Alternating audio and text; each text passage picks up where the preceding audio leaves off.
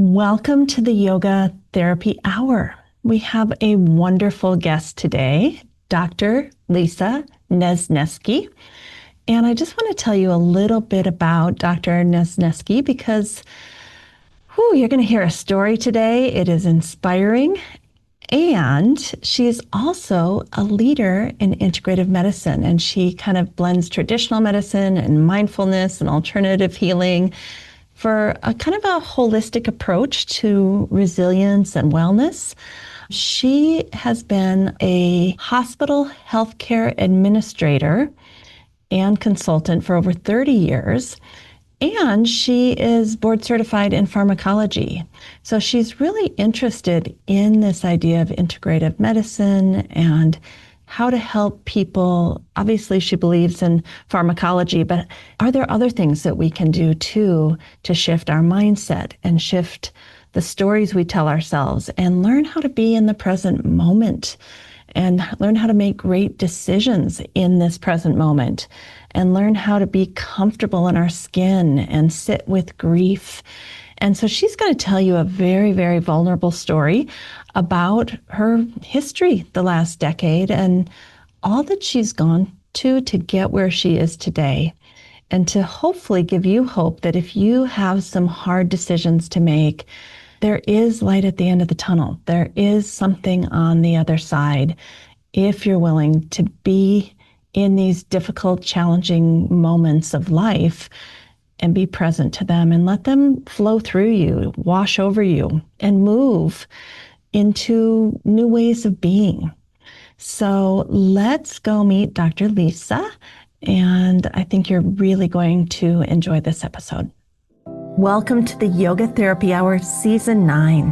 When I had this idea about a year ago that we could take an entire year for all of you to come on the podcast and tell your stories, I had no idea how overwhelming the response would be and how amazing it would be to get to know so many of you, our faithful listeners. I've gotten to know friends and see faces and connect with hearts. So many people that I didn't even know were out there. People just like you and I. I'm so grateful. And the response has been so large that I can't take any more stories for the rest of the year. There's many weeks where I have 2 podcasts every Thursday scheduled for recording to try to respond to this wonderful thing of having so many people willing to share. So we're no longer needing anyone to sign up for telling your story. If you really feel strongly, I could put you on a waiting list in case someone cancels. And I want to thank all the people who came forward to make this year on the Yoga Therapy Hour so successful. I'm so grateful to you. All right, let's go meet our guest for today and hear another story.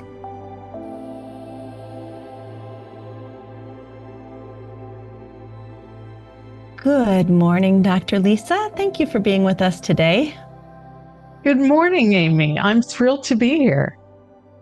Where are you joining us from? I always like our listeners to feel like they're having tea with us. So where are you in the world? I'm in Orlando, Florida. Most of my life I spent in Pittsburgh, so you may hear some of my Pittsburghese.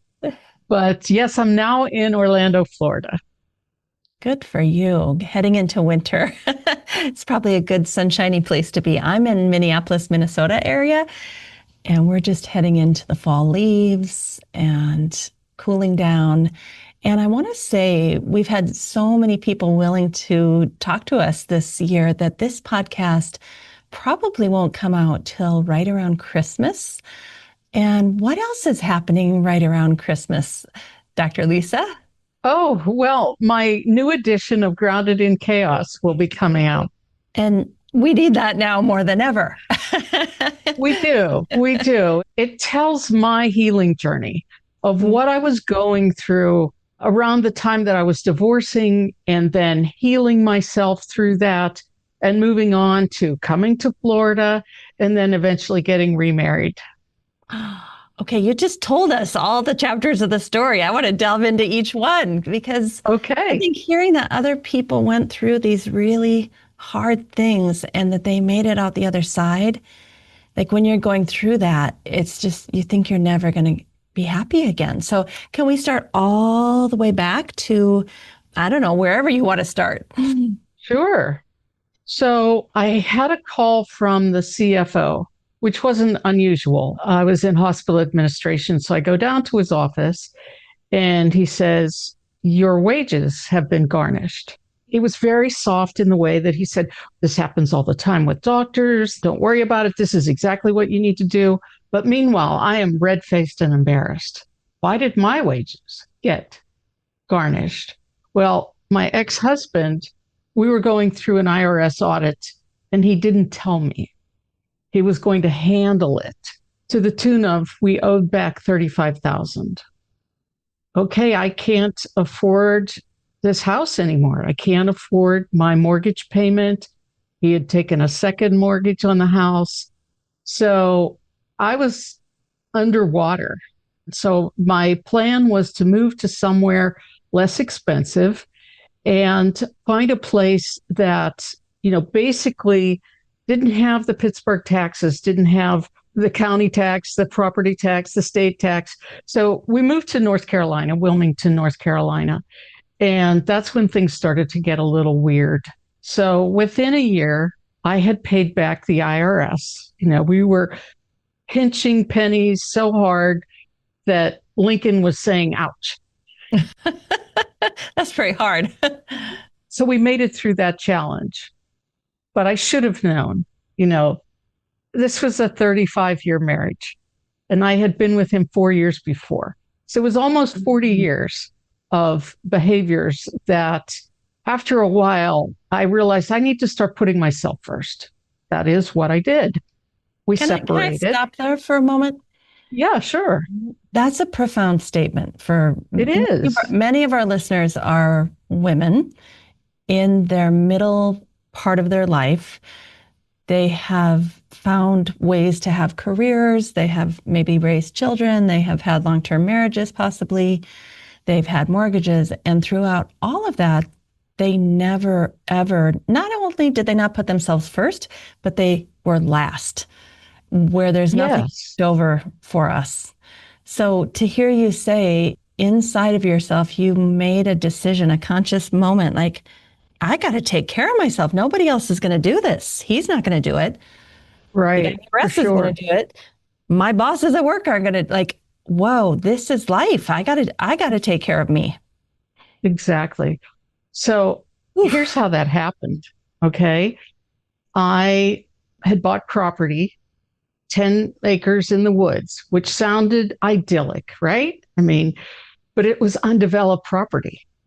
So cutting down trees, getting a well, getting a septic tank. Well, those are details. The important thing was when I stepped out the door one morning, I said, "Oh, that's a really interesting track. I wonder what animal that is." Okay. Because it was sand. There was no ground. Apparently, my yard used to be under the ocean because everything was sand. Wow. So I take a picture of it and I go to Google it. It was a bear track. This was not even 10 feet from the front door. And I'm thinking, I go out at night with my dog. This could have been bad. Are you still married at this point, or is this after you left? Still married. Okay. Still married. Okay. So I'm driving in my car and it's a half an hour to get to a grocery store. All right. So I'm driving and I just start screaming, this primal scream that came from way down deep in my belly. Like, I hate this road. I hate being 30 minutes from the grocery store. I hate having to go to the post office during their hours of 10 to noon and 2 to 4 during my workday. I have to stop and drive another half an hour to get to the post office because they won't drive down my street to deliver. I have to say, Dr. Lisa, I lived in California in the woods in a cabin for 25 years with exactly this situation, that you have to drive a half an hour to get to anything. And the post office, ours was only open from 11 to 1 every day. Exactly. And it seems like it's going to be this year with nature, and it's so amazing. And it's really hard work. It is. It is. So my husband was acting really weird, and I decided I was going to figure out why. I've known this guy for almost 40 years now, and this is weird. Okay. So I took screenshots of what was on his phone. And some things you can't unsee. And that was the moment that I decided this is the end. This is too much. I had done everything in my power to save that marriage. Did he know at this point that you were saying in your own self, this is the end? Or were you kind of like, I got to make plans. I'm not going to tell him right away. And that was it. I called a girlfriend and said, who here is a good divorce attorney? And she gave me a name. We met 3 times the next week. And then on Friday of that week, I presented him with separation papers. Wow, you got to business. Yes, I did. Was he surprised? Yes. And did he know what precipitated?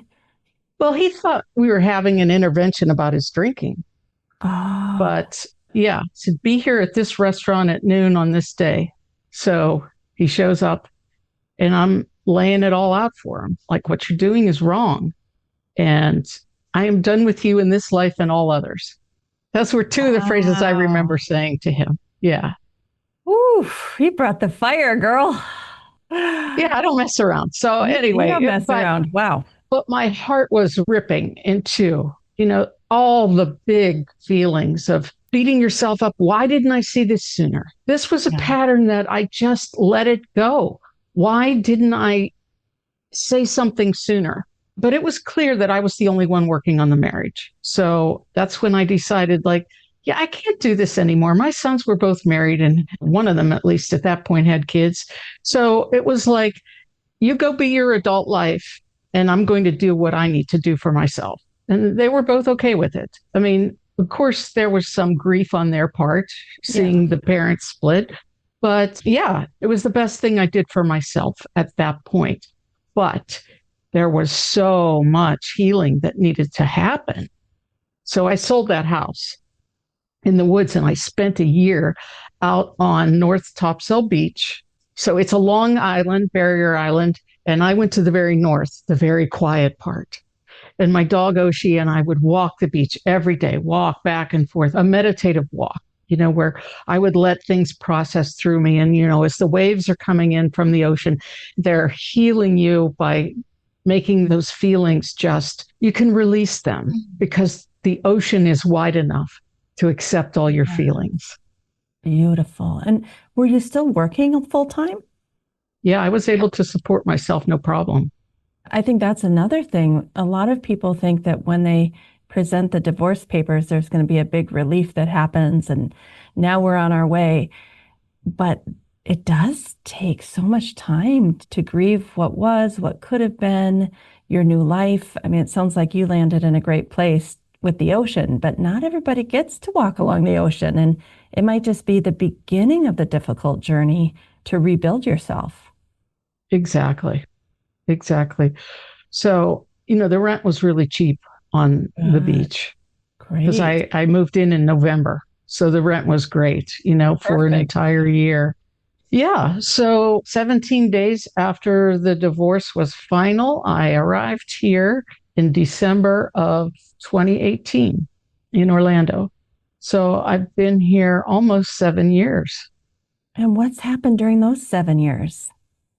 Oh, gosh. It took maybe 6 months of me just settling in to the Florida lifestyle. At this point, I didn't do any of the theme park. I had a pool in my backyard and I just relaxed.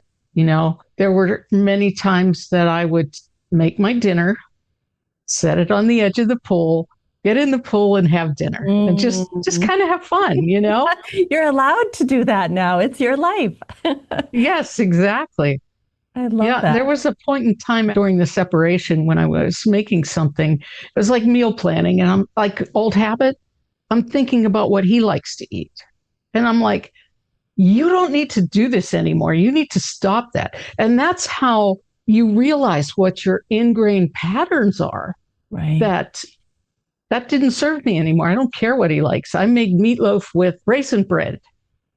And he would always hate sweet things. But it was wonderful. It was delightful, Yeah. So I was getting to experience myself in different ways. Yeah, because we met in college and we'd been together all that time.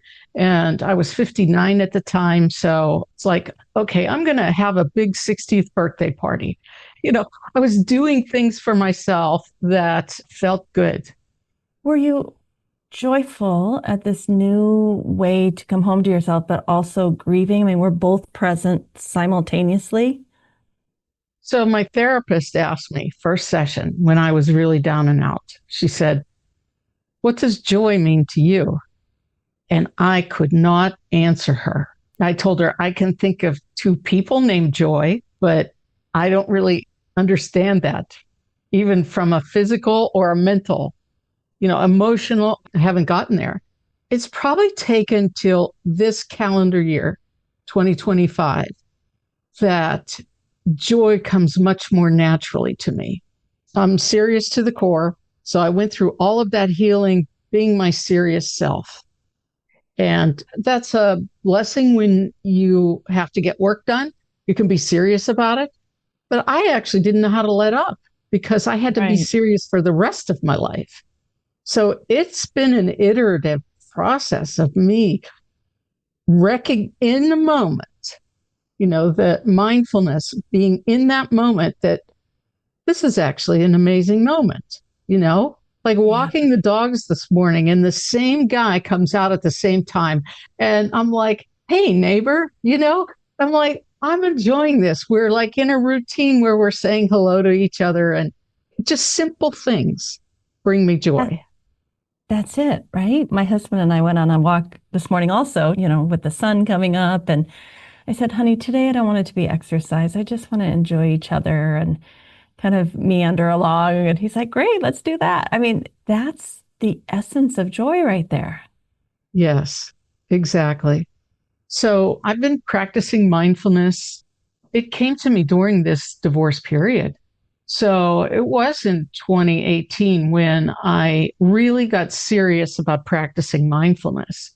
I had different kinds of meditation, and I was enrolled in the seminary program from Psychic Horizons in Boulder, Colorado. And all of that is done remotely. And so then I was ordained in January of 2019 when I was already here in Florida. That was good to have that part of it. But then I really got deep into reading Jack Kornfield and some of the other big names. In fact, I still have the books that I was reading on the beach that you're so into it, you don't realize that the waves are coming in. And I have been knocked over backwards more times than I could even count because I'm not paying attention to the tide. I'm really into this book. So I have those books that are wet, if you will. They dried kind of creakily. But yeah, I think in yoga, we call that a one-pointed focus. You're so absorbed with the ideas in those books of mindfulness and how to find joy again, that the literal waves come and sweep onto you, Yeah, literally. You're right. So again, I'm approaching this, from the academic mindset to go and pursue this. And I began meditating twice a day at that point. So in the morning and also before I go to bed. And I've kept that practice up for many years. I meditated once a day in a different style since the 90s.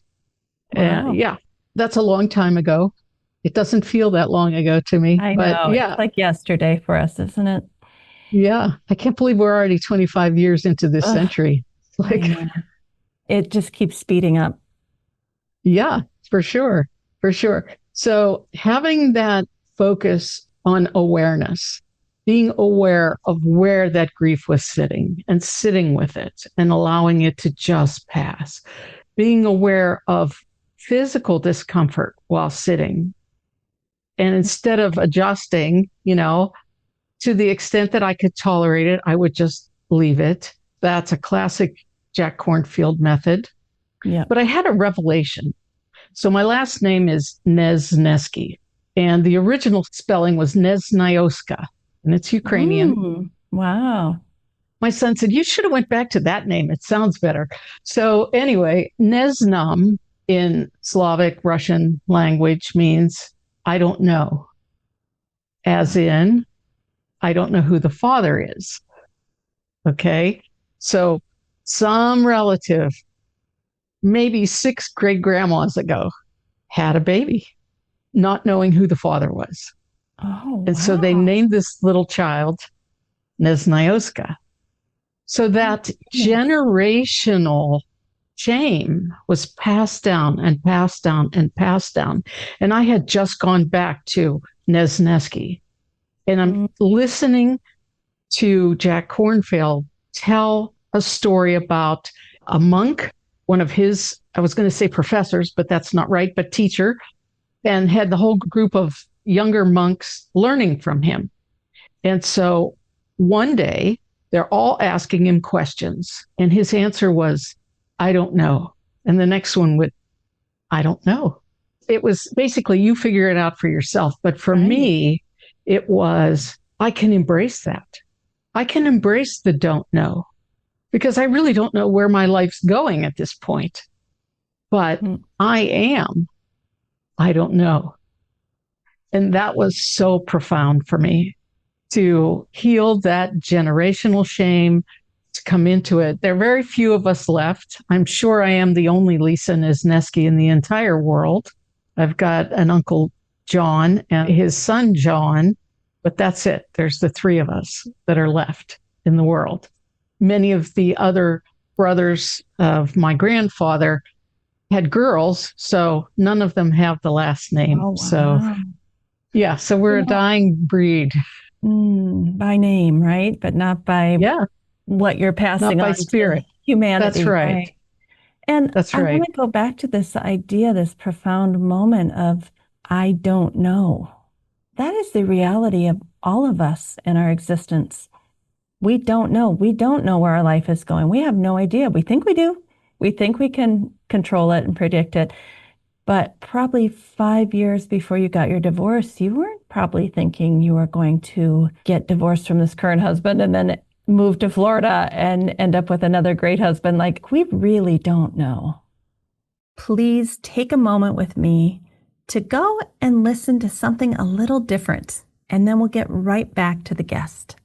Many times, as yoga teachers, yoga therapists, or even moms, dads, grandparents, we wonder what's happening with our loved one in between the times we're seeing them. Whether your child went off to college or whether you're a yoga therapist who only sees your client once a month, you might wonder, how are they doing? Well, here at the Optimal State, we have developed a mobile app where people can track how they're feeling mentally, emotionally, physically, and spiritually at different times of day, seasons of the year. And basically, you can see the data. You can see how your 6 to 10 a.m. slot in your day looks and how you usually feel at that time versus your 2 to 6 p.m. How do you feel at that time of the day? And you can see the patterns. You can set a week, a month, a season, and get the aggregate data so you can see what your pattern is. Where do you tend to go out of balance? And the cool thing is you can just take a screenshot of that summary and send it off to your yoga teacher, your yoga therapist, your parent, your child. It's a really great way to check in. And I think especially for maybe kids that don't want to call their parents all the time from school, they could just show their parent the data like, okay, I'm doing all right. Here, look at my data for the last 2 weeks. Screenshot, boom, it's yours. Now you can settle down and stop calling me. It could be that, or it could be that your child is not doing well, but they don't know how to say that to you, or maybe your client. And so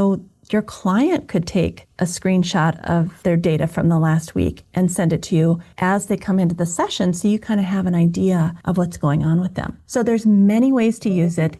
And in addition, there are wonderful interventions that help people to come into balance. So I hope you'll consider checking out on the App Store. It's called Optimal State App. You just type that in, Optimal State App, and check it out. It's free for the first few weeks, so you have nothing to lose from trying it out and checking out how to track, how to get your aggregate data, how to send that off, and then hopefully how to get some interventions. All right, now let's go back to our guest. We don't, but you need to honor yourself in each day in some way, even if it's small. And what else? What else after going through all of that? I mean, you're saying that it's 7 years later and you're in 2025 finding a somatic feeling of joy in your body where your joy is here. Like, What would you tell people? Is that something that you can strive for, or do you just have to wait for it to happen? Or can you nurture joy in your life so that it eventually emerges for you? How should they get Well, there? well, nurture, I think, is a good concept. For me, it was getting deep into mindfulness and being aware of what I was doing in the moment. And that's my other book, Seven Mindful Questions. I would ask myself sequential questions. What am I doing right now? Why am I doing this? Why do I care? Pause and breathe. What else should I be doing? Then choose what should I be doing next? What is better? And what is the best alternative for me? So I would run these questions as I would go through things. So by being aware, what am I doing right now? That first question, and becoming aware of what I'm doing. It's not rote. And you start to see your patterns emerge. Yeah. So I dated maybe 10, 15 people, in the time that I was down here. And when I met my husband, he is just a joyful soul. Mm. He teases, he has fun, he's telling jokes. It's like we've both been through things. And why make life harder than it needs to be? Just enjoy yourself. So that's his life philosophy, and I'm getting on board. So having it modeled for me was Mm. really great. I express my gratitude to him all the time. Like, thank you for doing this. Thank you for doing that. And it's a better relationship because it's reciprocal. It's not one person pulling the ship, or Mm. that's not exactly the right thing, but that's the image that comes to mind where, Yeah. You're the little tugboat taking the great big relationship boat behind you doing all the work while the other one is sitting on the back getting a suntan. yeah, Can pretty you much. talk, though, about so many women? I see it all over social media. The thing is, I do not care. So IDNK is kind of the acronym. I do not care. And they go through all the horrible things that have happened, like we've heard from you today. And I would say 90% of them are now saying, I do not care and I never want to have a partner again. I am done. I am focused on me. I want to find my joy and the foods I like and the activities I want to do. I don't want to take care of anybody. I don't want to be the tugboat. Can you just say for a minute, you have a new, joyful, amazing husband? Were you like totally open to that? Or was that something that came Mm. and kind of surprised you? Like, oh, there actually is an equal partner out there.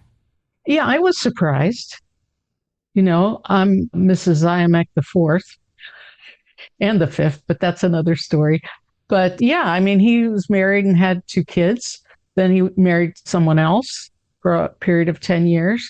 And then he met his previous wife, who is now deceased because she had Mm. cancer. So going through that difficulty, but still keeping his bright spirit, he wanted to go into a website. And so I am like the keeper of the website. So I go in for him, and his password is I will go on. Mm. That was grief for him, huge grief. And so I hold that container. Like when he says, hey, I'm going to go put flowers on her grave, I'm like, go ahead, no problem. Whatever he is doing to honor that memory, that's important to me. Okay. Because that could have been me, you It know? will be And you, possibly. Right? right. But my point is that he has a greater range of emotional depth than most men. And he's not the make me a sandwich guy, you know? I hope you We understand have a what I joke mean by about that. that. We have a joke about that whenever my husband, he says, Stella, make me a sandwich. And it's a joke because he knows there's no way in hell I'm going to be Stella making him a sandwich. If I feel like it and I want to, I will, but not because he says, Stella, make me a sandwich. Exactly.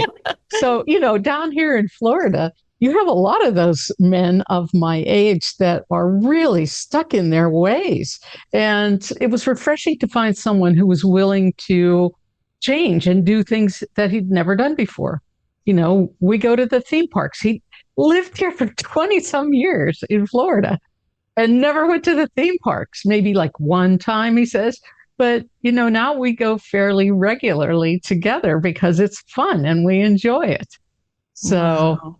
yeah, I just keep bringing up new experiences. And he's like, okay, sure, let's do it. So the okay, sure, let's do it is so different than Yeah. either my parents or the ex-husband. There was never an okay, sure. Yeah. And so tell us a little bit about, I think you somehow worked restorative yoga in through this healing process too. Can I you talk did. a little bit about that? Right. So when I was on North Topsail Beach and I was doing the heavy meditation, I would do my work and I would go to therapy right down the street from, well, it was actually above the food co-op.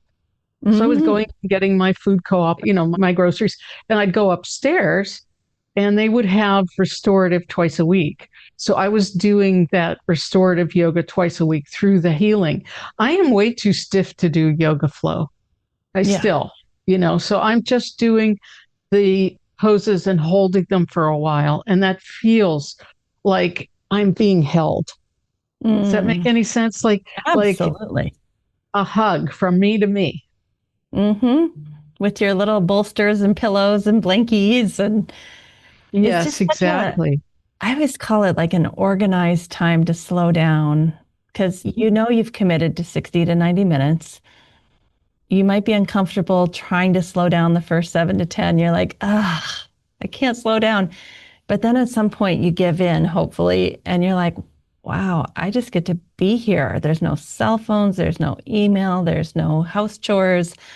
I just get to be here and breathe. And it's just a beautiful thing. It is. It really is. So I've kept that up. Now I go on YouTube and find them Hmm. to teach Yeah. and just Oh, do there's it so much. here from Yeah. home. Yeah.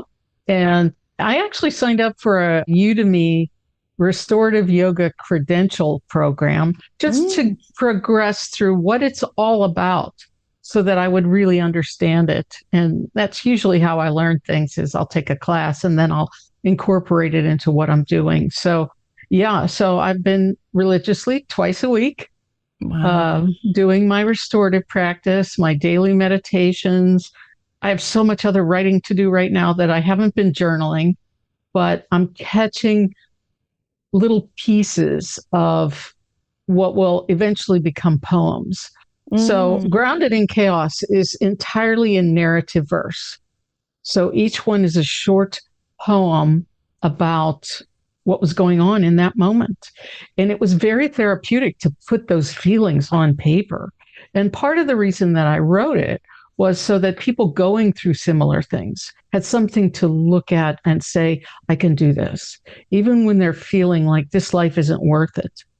Yeah. I'm ready to check out, which is Yeah. something I said to the ex husband, I can't do this anymore.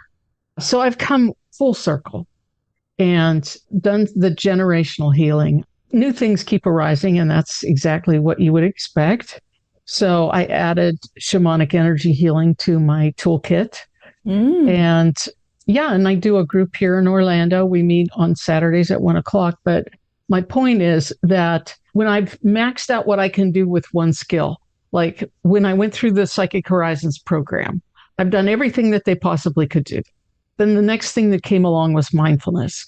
And I worked really hard on that, did the certification program, and then kept up with that as a daily practice. And then I moved into the shamanic energy healing, which it presented itself to me at the exact time when I needed it. So It that's how always things are does. going. It always Yes. does. I don't know how you feel, Lisa, but when I was younger, I did not trust that the thing was going to show up at the time that it needed to show up. I always wanted it to show up earlier so I could be secure that I got it. But I've only learned in 55 years now that it's only going to show up when it needs to show up. It's not going to show up early to make me more comfortable. And I have to get really comfortable with that unknown gray area and find those little moments of joy while I'm waiting in that dark hallway for whatever I'm thinking I need next to come. Like life is spent in the hallway, really. Mm, Waiting. My teacher told me once, if you feel like you're waiting, that's not actually patience, right? You should be doing your best to enjoy every moment. that's right. And that's the thing about restorative yoga is that I'm starting to feel joy in the poses, being Wow. in those poses. Like, I'm allergic to wheat, but you remember Wheaties, right? Yeah. It's like I'm eating my Wheaties. I'm getting Yeah. energized from the poses. It's relaxing the muscles. It's a positive feeling that's greater than joy, to be honest. Mm. Say more So I about don't that. have a word for it, but it's joy plus. Well, in yoga, we say that the higher joy is almost like an awe. Like, wow, I'm not really sure what's happening here. I don't know if I'm connected to something higher than myself. All I know is that I'm kind of wide open and I'm present. I don't know if that would describe it for you. Yes, the openness oftentimes happens for me in meditation and it carries through the day. That feeling of ego, doesn't exist. And I am in connection with my higher self, with God, with spirit, whatever you want to call it. I am open to that feeling. And it creates a physiological change in my body where I'm tingling. Sometimes I'm a little shaky. Sometimes I have goosebumps, but there are things happening from that experience. And in the yoga poses, I haven't quite gotten there yet, but my body is feeling so much healthier by doing that. Yeah, I mean, I feel like there's a way to be connected to something higher than ourselves that's very cognitive. It's almost like we're thinking our way through, I trust God, or but I hear you saying is that this is a somatic experience. It's a feeling or sensation you have in your body when you've got this kind of open vessel and you're present in the moment and you're being mindful and you're experiencing meditation and joy. Like you're actually feeling the tingling or the vibrational things happening inside of you. And that's how you know now that, oh, I'm in the zone. I'm here. Right. Doesn't happen every day Mm-hmm. because, if you go into a meditation expecting that to happen, it won't. Yep. So you just go with the flow. And at the time when you need that to happen, it will show up for you. Yeah. Some days I wake up and I didn't even do anything. I don't know what I did, but I'm in the flow of the universe and I'm dancing. And then other days I'm just so heavy and so negative, and no matter what joyful things come along, I can't see the joy in it. Like it's so fascinating how we try to create the conditions for it to happen, but it's no guarantee that it's going to happen to feel that way. Right. You almost have to say, okay, so this is this day. Right. One of my other teachers would say, oh, well, this is this day. Like this is supposed to happen today, whether it be flat tire or you're out of milk, okay, this is this day. And you just move from there. You don't get attached to it. That's one of the greatest blessings of mindfulness is the non-attachment Yeah. that you could get yourself all worked up over having no milk, or you could just take the kids and go out to breakfast before they go to school. So, Like your you just, attitude. My yeah, husband and I always say, okay, when we're getting all frustrated over silly things, okay, that's a first world problem. Like, move on. We can deal with not having some coffee this morning. It's fine. Go have right, coffee. Yeah. right, exactly. I So, spent a week with the grandkids this past oh, August. It was a blessing. I loved every minute of it. But since we live apart, I'm sharing all the things that I want them to remember about me from this mhm. week, right? So, one of the things that I took the oldest gal, I thought I would teach them how to just make chains and crochet. But I Mm. quickly realized that using the hook was just a little bit more dexterity than she could do. So, we started finger crocheting. And last weekend, I got a picture of her with all her chains all around her and she's sleeping, holding her yarn like I told her. It was just Oh, adorable. So that's a mindfulness thing that I thought would be very helpful to her as she's going into first grade, that she has oh, something positive to do and repetitive like that. Because knitting, crocheting, sewing, whatever you do, those types of handcrafts really do put you into a more relaxed state. Yeah. It's So proven by neuroscience that we have so many nerve endings on our hands, and that when you do things with your hands, cooking, gardening, knitting, that you actually are kind of soothing your nervous system through that, which is in yoga, we did the mudras, the nyasams, right. the hand gestures. That's exactly right. I forgot about that. I do some mudras as well. Yeah. So I like have this little reference. Which one can I use for? Yeah. So cool. So here's a hard question. We're getting, not to the end, but we're getting closer to the end. What advice do you have for someone who's feeling really lost after a really significant change in life? And part two is, how can we move that from fear into embrace? So what advice do you have for those who've had a significant life change? And how do you move it from being scared of that change? Well, there's a Native American symbol that I actually am wearing today. It's called Man in the Maze. You can Google it. But the man in the maze is that person that it's like a tornado going around them, and it's a maze, so they don't know which direction to go. And it's some shared, no matter where you are in the world, you'll have that moment where you're the man in the maze and you're not sure what to do. And just recognize that as being a human moment. It's not particular to you. This is the human experience. And you can take a step. This is what I used to teach the pharmacy students, that when you get out of school, take a job. If you don't like it, take another job. Don't get stuck in retail pharmacy when your heart is in hospital pharmacy or infusion pharmacy. Now there's like dozens of different things that they could pick. So try something. Better action than inaction. Try something and feel how it feels. You'll know in your heart whether this was the next right step. And all that you're trying to do is take the next right step. You're not running down the road. You're taking a single step at a time as you go through this. So that's the advice. There was a second part to it. I think when we're thinking about taking the next best step, there's fear involved. Like, what step is leading me away from myself or in the wrong direction? Or what if I end up homeless? What if I can't take care of my children? Like, I think in that moment, it's easy for us to say, and I've gone through similar things to you, it's easy to say, take the best next step. But there's also this fear of, what if I make the wrong next best step? I'm scared. And you take a different direction. Okay. So if you do take a step and you get a hit like, oh no, this isn't working out, then you go back to the center of the maze and what are my options right now?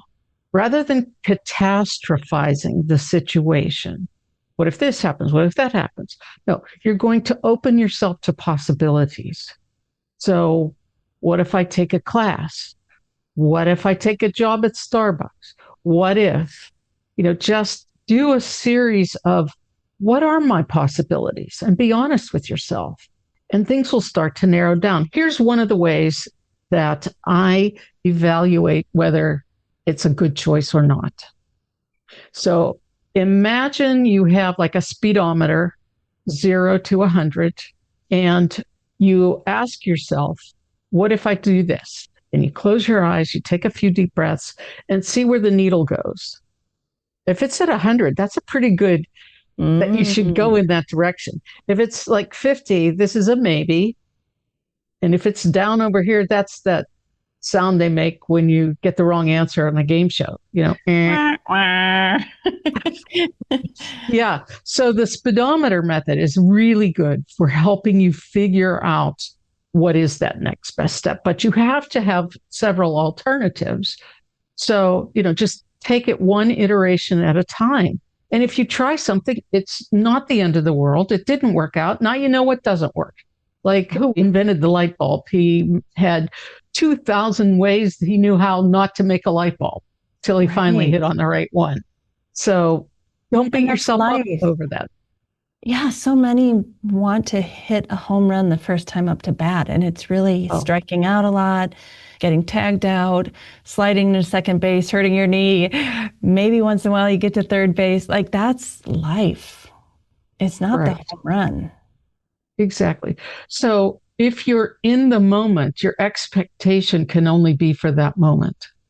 Right. But if you have these expectations that are far out, you're not in the moment. So just allow yourself to be in that moment. It's like you said, that's easier said than done. It takes practice and practice and practice, just like with yoga. It takes practice and practice to be able to master some of the more difficult poses. I will never do a pigeon pose. I can't do it. You shouldn't. I don't Thank believe you. in Woo, yay. it. Yeah. I mean, this is so hard to do, but I have a student who taught me something recently that I just think kind of pairs with what you're saying. She said she goes through life in every moment, moment by moment. And if anything comes up, she tunes into her own heart.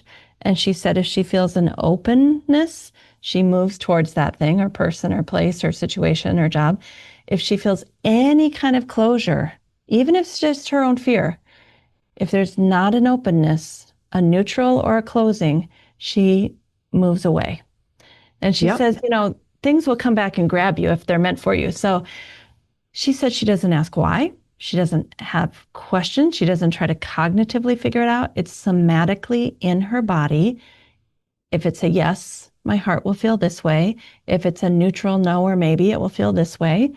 And we only go towards yes. Exactly. I love that.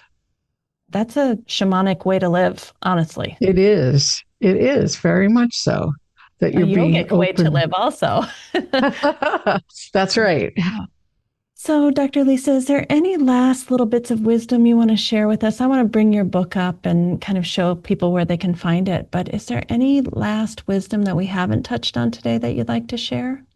When you're going through a challenge where it feels like you're in the middle of a tornado and everything's spinning around and there's nothing solid to grab onto, and you just feel like you're being whipped around, you have to do this very simple 3 breath exercise where you take 3 deep breaths and breathe out slowly. Because what that does is it shifts your nervous system from sympathetic fight or flight or into rest and restore.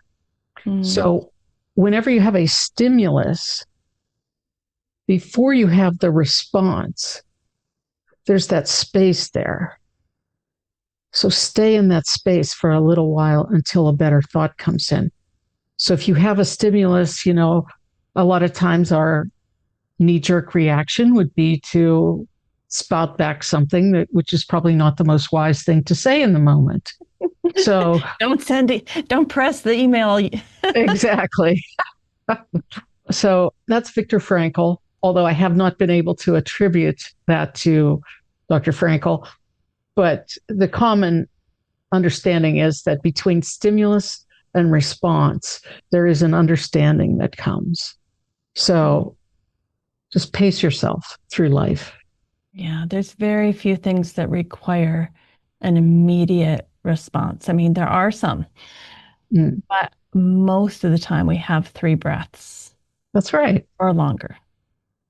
So, this new book, it sounds like it's a book of poetry. I found it on Amazon. I'm sure there's many other Yeah. places to find it, and you can tell us where else we might find it. But it's called Grounded in Chaos, Leaning into Adversity, Learning Joy. And the first edition was in 2020. Why are you putting out a second edition? Well, since 2020, my life has grown immensely. And, this learning of joy, getting remarried and married. We So, didn't hear that story. Remarried and married, and you were the fourth and the fifth. Okay, you and I are going to hear this one right after we get off this show. I need to know that. okay, no problem. But it's like my life has turned, we call it in shamanic healing, a momentum tunnel. I've changed the trajectory of my life into this different momentum where all the fun stuff's over here and all that heavy lifting is behind. Now, have I made mistakes and do I have problems? Absolutely. And are they of my own making? Yes, absolutely. But I've come at it where, okay, this has happened. I'm never going to go through this again. So let's go through it. Just go through it. So I'm a little bit more philosophical about the things that happen and my responsibility for causing them to happen. Yeah. And that's brave. So many of us just want to point the finger. And yes, people hurt us. They don't act right. They're inappropriate. They do bad things. But ultimately, it's me and me. I get to decide what I accept, what boundaries I set, how I want to be communicated to, what I move towards and away from. I mean, you are the main actor in your own play, right? Exactly. Main character energy. Yeah, there you go. Is there a website, Dr. Lisa, that you'd like to point us to? Sure. It's my name, www.lisanezneski.com. And my last name, military phonetically, is November Echo Zulu, November Echo Samuel, Kilo India.com. And we'll put that in the show notes. All right, perfect. Thank you so much for being with us. It's just been a delight. I feel like little fairies are dancing all around us, and it feels very joyful. It does. It really does. And thank you so much, Amy, for inviting me. I'm happy to have shared a little bit of my tale of woe, but I've come out on the other side and I'm doing much better. Wonderful. Thanks so much. You're most welcome. Thank you, Dr. Lisa, for being with us today. It's just been a pleasure to speak with you. And some of what you were saying reminded me of what one of my teachers, TKV Deskachar, had said that really has been a beautiful guide for my life that I'd like to share. Many of our listeners are aware of TKV Deskachar and the Heart of Yoga, that wonderful book out there. But he said that if you're confused, if you're angry, if you're really sad, if you don't know which way to turn, he said, don't. Go back, sit, get quiet, be with yourself. Very few things require us to act immediately. And if there's confusion or self-doubt or wondering or fretting, that means it's not the time to act. And I think so many times we have that inner churning, that part of us that's like, I just have to move. I have to do something. I have to fix this. And we end up acting prematurely and we don't take all of the information into account.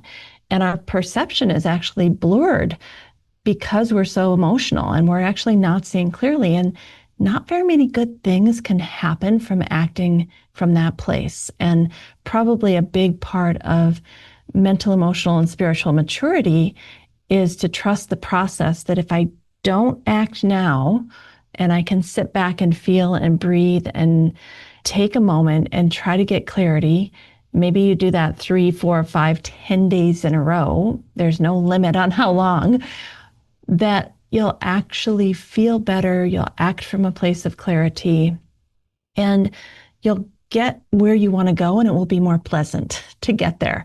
You won't have to clean up all the messes that you or I create when we act in a hasty manner, in a reactive manner, in a confused manner. So it does slow life down quite a bit to not take action when we're not sure yet. But if we can sit back and somatically feel, which might be the first step. We have to learn how to do that first, that eventually we can live from that place, which Dr. Lisa had been mentioning. So thank you all for listening. Don't forget, Maryland University of Integrative Health no longer exists. We are now the School of Integrative Health at Notre Dame of Maryland University. We have master's degrees in yoga therapy. We have certifications in Ayurveda and therapeutic yoga for licensed healthcare practitioners. We have a great new program. And, some of the other schools at Notre Dame of Maryland are things like a PhD in pharmacy. And we have all sorts of Western modalities such as nursing and occupational therapy. We have a PhD in occupational therapy. And we also have a lot of schools of integrative health, like health coaching and masters in integrative health and nutrition. So we are bringing it all together at the Notre Dame of Maryland School, and we would love the opportunity to talk to you if you're interested in integrative health and medicine. All right, everybody, have a great day, and we will talk to you soon. Thank you to our listeners at the Yoga Therapy Hour for listening each week and also sending emails of thanks and gratitude and letting us know how the Yoga Therapy Hour has changed your life. Every time we receive one of those, we think, okay, we're going to keep going. This is hard work, but we got this. We're making a difference in the world in our own unique way. So thank you again for listening. We are so grateful for all of you, our listeners. Thank you for listening to the Yoga Therapy Hour. We wish you a wonderful week. We hope that somehow, in a small way, we've contributed to your well-being so that you can go out and share that well-being with others. That's what life is all about, bringing in the goodness through you and then shining it out to the world. We need you more than ever. So let's all get out there, do good, be good, and have a great week.